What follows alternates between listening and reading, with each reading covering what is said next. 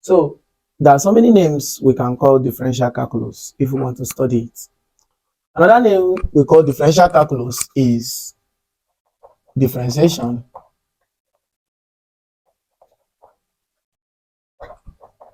We can call it derivatives. We can call it dy dx or f prime of x. We can call it marginal. We can call it slope or gradient. We can call it tangent of an angle theta. So many names we can call differential calculus. So if you want to look at the origin of differentiation, the origin of derivatives, okay, the origin of derivatives is gotten from a rectangular plane that have its coordinate axis as x and y. Where in calculus, we know y to be a function of x. So we can generally conclude that y is a function of x. Okay, so in a graph of x and y, if you have a straight line graph and you have a slope of the straight line graph like this, and you trace here becomes your x1, here becomes your x2, here becomes your y1, and here becomes your y2. To calculate the slope, we have here to be change in y, and we have here to be big change in x. So big change in y is y2 minus y1, and big change in x is x2 minus x1. Okay, so if I want to calculate the slope of this particular rectangular plane, we have the slope, which is the same thing as m, to be change in y all over change in x, where we have change in y is y2 minus y1 all over change in x is x2 minus x1.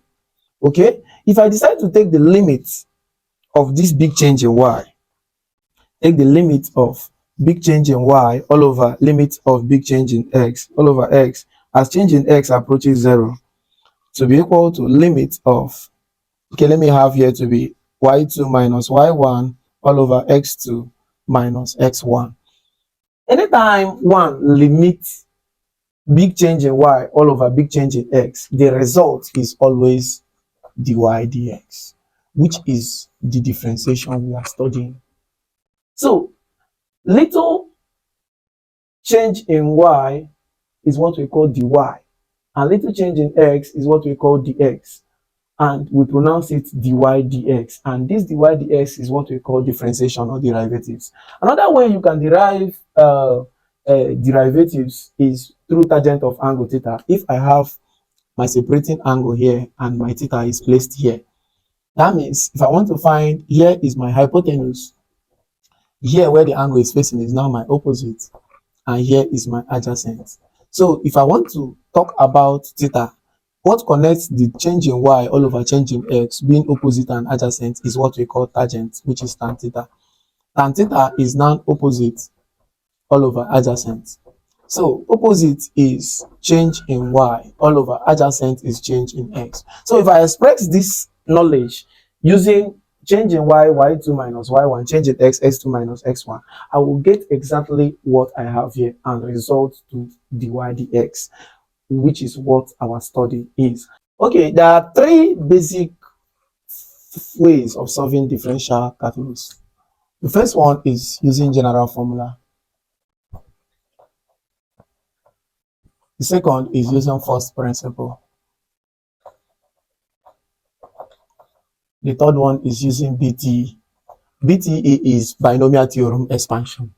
But we are going to start small by small, little, and be doing it so that you comprehend every bit of what you are doing. If you have a function like this, y equal to x raised to power n, How to solve this using general formula is to differentiate y with respect to x. You have dy dx. Then you consider the power, use it and multiply the whole function here, which is x raised to power n, and subtract 1 from the power. This is a good approach to solve this practice problem. Okay, let's take some example. If you have example 1 and you are asked to find differentiate y equal to x raised to power 3, the good thing to do is to have dy all over dx. You consider the power, use it to multiply the whole thing that is here, and introduce minus 1 to the power. Finally, I will have 3 times x will give me 3x raised to power 3 minus 1 is 2. Okay, example 2, we'll be having y equal to, let's step up to have something that look like this. We have 3 raised x raised to power 3, for instance, and I want to differentiate this. I will have dy dx equal to, I will consider the power. The power is 3. I will use it and multiply the whole thing I have here, which is 3x raised to power 3 minus 1. Okay, I will introduce minus 1 to the power. Don't forget, you have 3 times 3 will give me 9. X raised to the power 3 minus 1 is 2. Okay, taking example 3 into consideration, if you have y equal to 1 all over x, for instance, where here is a reciprocal. Okay, I will change it to its normal form to have, by using indices, to have x raised to power minus 1 there. So I can differentiate y with respect to x to have dy dx. So I will consider the power, which is minus 1, use it and multiply the whole thing, which is x raised to power minus 1, and introduce minus 1 to the power. Finally, I will have minus 1 bracket x raised to power minus 2. So we have minus 1 bracket. This one, the negative power of indices is 1 all over x squared. So that finally, I will have my final answer, minus 1 times this will give me minus 1 all over x squared as my final answer. So if you want to take example 4, you have y equal to, okay, let me use f of x now. F of x equal to sod x. For instance, you now have f of x is the same thing with x raised to the power 1 over 2. Okay, if you want to solve now, you have f prime of x. Anytime you differentiate f of x, gives you a result of f prime of x. Remember that y is the same thing with f of x. If you differentiate y with respect to x, you have dy dx. If you differentiate f of x, you have f prime of x. You consider the power, repeat the whole question, multiply it by the whole question, and introduce minus 1 to the power. So you have 1 all over 2 into the bracket of, here becomes the LCM of 2 and 1 is 2. You have 2 to 2 is 1 times 1 will give you 1 minus 1 into 2 is 2 times 1 will give you 2. Okay, I'll have 1 all over 2 brackets x raised to the power minus 1 all over 2. 1 minus 2 is minus 1. So I will consider the law of indices in this bracket to have 1 all over 2 into the bracket of 1 all over x raised to the power 1 over 2. So to get the final answer, I will have 1 times 1 will give me 1 all over 2 times x raised to the power half will give me 2x raised to the power half. So to make it as it looks in the beginning in solid form, I will have 1 all over 2 sod x to be the final answer of f prime of x. Okay, if we go to another practice problems, we have the last one, which is the 5th example. We have, if we have something like looks like this, number 5, if you have f of x equal to 1 all over sod x plus cube root of x all to power 2. Okay, if you have this type of problem, it looks complex in the eye, but with our normal procedure you can do it. This is what we call sum of derivatives using general formula. We have here to be 1 all over x raised to power half by considering the sod as fraction power plus, here is the same thing as x raised to power 1 over 3, which is the cube root of x, all multiplied by 2. Okay, to put it in normal form, the law of indices say that here is x raised to power minus 1 all over 2 plus, here is the same thing as x raised to power 2 over 3. So we can differentiate to find f prime of x now. F prime of x will now give us, consider the power, use it and multiply everything that you have, and introduce minus 1 to the power plus, you consider the power, use it and multiply everything you have, and introduce minus 1 to the power. So that we have this to be minus 1 all over 2 into the bracket of finding the LCM. You just used to know that the denominator is already 2. 2 times minus 1 that is standing here will give me minus 2. Minus 2 minus 1 will give me minus 3. What I just did is to find the easy way of finding LCM. We have plus 2 all over 3 into the bracket of x. The denominator is already 3 here. So what you do is the easy way I taught you. 3 times minus 1 will give me minus 3. 2 minus 3 will give me minus 1. And that is all. So we now have to consider the law of negative power of indices here. So I have minus 1 all over 2 into the bracket of 1 all over x raised to power 3 over 2 plus 2 all over 3 into the bracket of 1 all over x raised to power 1 over 3. Okay, to get the final answer of f prime of x, we now have to multiply minus 1 times 1 will give me minus 1 all over this 2 times x raised to power will give me 2x raised to power 3 over 2 plus, okay, 2 times 1 will give me 2 all over 3 times this will give me 3x raised to power 1 over 3. So to finalize our answer, what we'll be having here is f prime of x will be equal to minus 1 all over 2 square root of x all to the power what? 3 plus 2 all over 3 cube root of x. And that comes to the end of our solution in derivatives using general formula. Okay, we are going to learn how to solve differential calculus using first principle. A good place to start is, since we know that generally in calculus that y is equal to f of x, let's take this to dy dx or f prime of x, showing that both are same. Okay, let's use first principle. By the first step said add change of y to y and change of x to x. So this y, we add change of y equal to f of this x, we add change of x. Okay, the next step said make change of y the subject. This change of y, we have to cross the sign of equality and have f of x plus change of x minus y. The third step says substitute the y in the question. What is y in the question? F of x.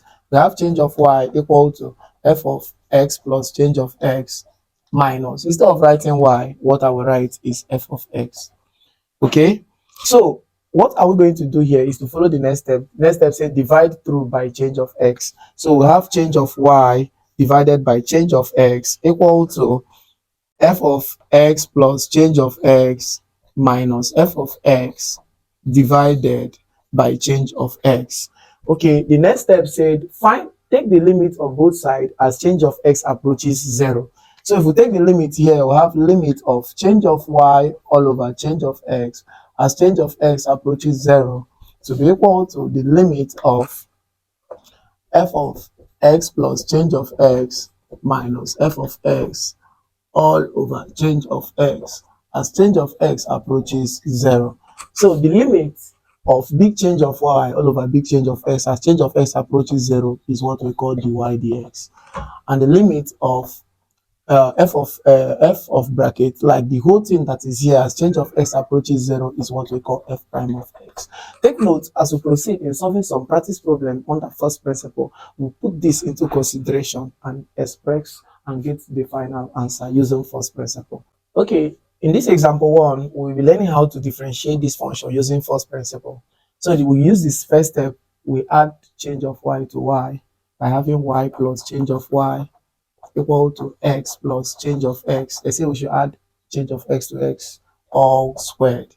So we'll make change of y the subject. The second step, we have change of y equal to x plus change of x all squared minus y, because y is crossing the sign of equality. So we have change of y equal to x plus change of x.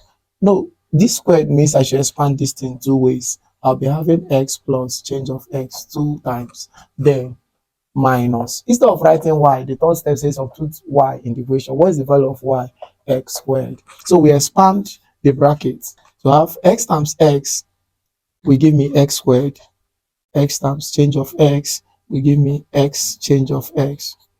Then change of x times x will give me x change of x, and change of x times change of x will give me change of x squared. Okay, minus x squared. So the next thing is to collect like terms. We'll be having change of y equal to x squared.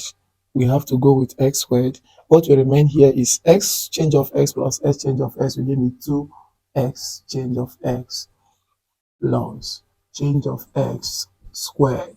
Then the next step say divide both sides, divide through by change of x. We have change of y divided by change of x is equal to 2x change of x divided by change of x plus change of x squared divided by change of x.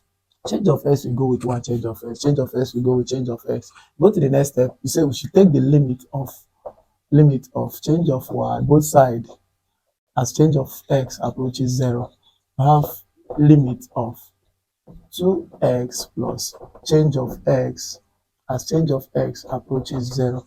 So the limit of big change of y all over big change of x, as I said earlier, is dy dx equal to anywhere you see change of x, you substitute it to 0 to have 2x plus 0, which will have dy all over dx to be equal to 2x. That is using general formula, as I said in my previous video. If you want to differentiate y equal to x squared, which is what we did using first principle, you differentiate y with respect to x, you consider the power, multiply it by the whole thing, which is x squared, and introduce minus 1 to the power. Finally, I will have 2. 2 minus 1 will give me x raised to power 1. If I multiply it, I will have 2x. So it's the same thing, but different approach of solving. This is using first principle, and this is using general formula, which looks shorter. Okay, if you have y equal to 3x raised to power 3, for instance, and you want to differentiate it using first principle, okay, we add change of y to y equal to 3x plus we add change of x to x, all raised to power 3. So we make change of y the subject to have change of y equal to 3 into the bracket of x plus change of x. Remember, we expanded 3 times, x plus change of x plus change of x, or minus y, because y is crossing the sign of equality. So you have change of y equal to 3 into the bracket of x times x will give me x squared, x times change of x will give me x change of x, change of x times x will give me x change of x, and change of x times change of x will give me change of x all squared. Okay, all multiplied by x plus change of x minus the value of y in the question. Corresponding value of y is 3x raised to power 3 by substitution in the third step. Okay, we have change of y equal to 3.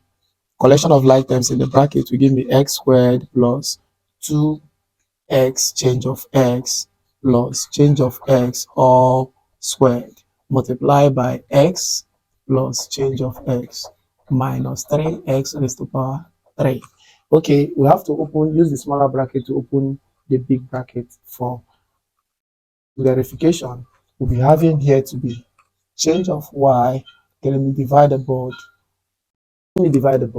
Okay, now we have to expand the little bracket with the big bracket to have change of y equal to x times x squared. Remember, 3 is here affecting the whole bracket. X times x squared will give us x cubed. X times 2x change of x will give me 2x squared change of x plus x times change of x squared will give me x change of x squared. Okay, plus I will use change of x to open the bracket. Change of x times x squared will give me x squared change of x plus change of x times 2x squared. 2x change of x will give me 2x change of x squared. Okay, change of x times change of x will give me change of x cubed. Then minus 3x squared. 3x cubed here. Okay, I will use collect like terms for the bracket. I have change of y equal to 3 into the bracket of X cube is already here. Collection of like terms. This is similar to this. X squared change of x. 2x squared change of x plus 1x squared change of x will give me 3x squared change of x. Okay. X squared change of x squared plus 2x change of x squared will give me 3x change of x squared plus change of x cube minus 3x cube. Okay, you can use 3 to open the bracket to have change of y equal to 3 times x cube is 3x cube. 3 times 3 here will give me 9x squared change of x. 3 times 3 here will give me 9x change of x squared. 3 times change of x will give me 3 change of x all raised to the power 3, then minus 3x squared cube. 3x cube will go with 3x cube. I will now divide through by change of x to have change of y all over change of x mine equal to 9x squared change of x divided by change of x plus 9x change of x all squared divided by change of x plus 3 change of x cube divided by change of x. Okay, next step is to take the limit of both sides as change of x approaches 0 to be change of y all over change of x to be equal to, this will cancel this. Oh, limit of change of y all over change of x as change of x approaches 0 to be equal to limit of 9x squared plus 9x, this will cancel this, 9x change of x plus this will cancel this. I have 3 change of x squared as change of x approaches 0 to be limit of change, big change of y all over big change of x is dy dx. We'll be having equal to, calling anywhere I see change of x 0, I will have 9x squared plus 9x multiplied by 0 plus 3, 0 here. They don't have something like 0 squared. So 0 is 0. You have here to be dy dx to be 9x squared. Here 9 times 0 is 0 plus 3 times 0 is also 0. So my dy all over dx will be 9x squared as my final answer. Example 3, if we want to differentiate f of x all over equal to 1 all over x using first principle, we have to call this equation 1.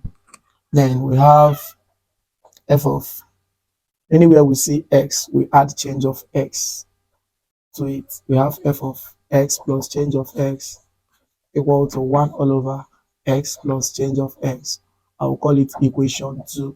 The relationship is subtracting equation 1 from equation 2 to have equation 2 is f of x plus change of x minus equation 1, which is f of x. What I have taken care of is the left hand side.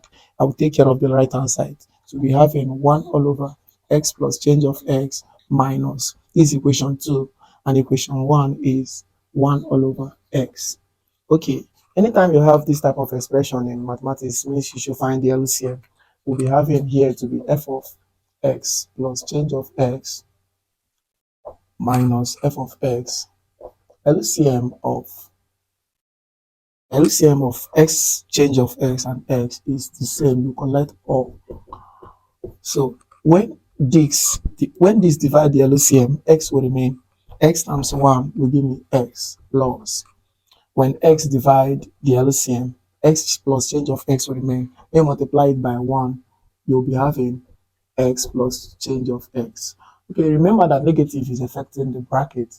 You have x minus times x will give me minus x, minus times change of x will give me minus change of x all over x bracket, x plus change of x. Okay, so next x will go with x. I'll be having minus change of x all over x. Let me open the bracket. X times x will give me x squared. X times change of x will give me change of x, change of x. Okay, let's divide through by change of x. So what we'll be having is f of x plus change of x minus f of x all over change of x that we are dividing through is equal to In the rational function, dividing through by change of x always affects the numerator only, not the denominator. Just take note of that. You have minus change of x all over change of x all over x squared plus x change of x. Okay, so the next step saying we should take the limit of both sides as change of x approaches 0.